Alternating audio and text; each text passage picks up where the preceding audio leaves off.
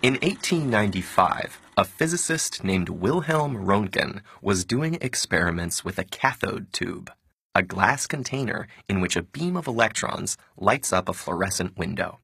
He had wrapped cardboard around the tube to keep the fluorescent light from escaping, when something peculiar happened. Another screen outside the tube was glowing. In other words, invisible rays had passed through the cardboard. Wilhelm had no idea what those rays were, so he called them X-rays, and his discovery eventually won him a Nobel Prize. Here's what we now know was happening.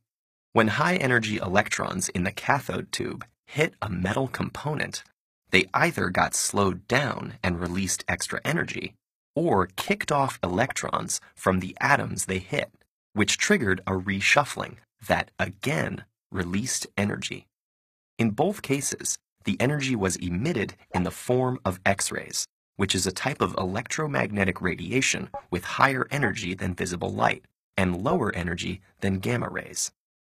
X-rays are powerful enough to fly through many kinds of matter as if they are semi-transparent, and they're particularly useful for medical applications because they can make images of organs, like bones, without harming them, although they do have a small chance of causing mutations in reproductive organs and tissues like the thyroid, which is why lead aprons are often used to block them. When X-rays interact with matter, they collide with electrons. Sometimes the X-ray transfers all of its energy to the matter and gets absorbed. Other times, it only transfers some of its energy, and the rest is scattered. The frequency of these outcomes depends on how many electrons the X-rays are likely to hit.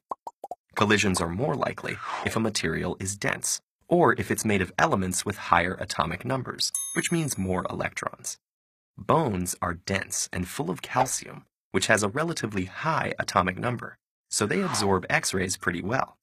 Soft tissue, on the other hand, isn't as dense and contains mostly lower atomic number elements like carbon, hydrogen, and oxygen. So more of the X-rays penetrate tissues like lungs and muscles, darkening the film. These 2D pictures are only useful up to a point, though. When X-rays travel through the body, they can interact with many atoms along the path. What is recorded on the film reflects the sum of all those interactions. It's like trying to print 100 pages of a novel on a single sheet of paper. To see what's really going on, you would have to take X-ray views from many angles around the body and use them to construct an internal image. And that's something doctors do all the time in a procedure called a CT, computed tomography scan, another Nobel Prize-winning invention. Think of CT like this. With just one X-ray, you might be able to see the density change due to a solid tumor in a patient, but you wouldn't know how deep it is beneath the surface. However, if you take X-rays from multiple angles, you should be able to find the tumor's position and shape.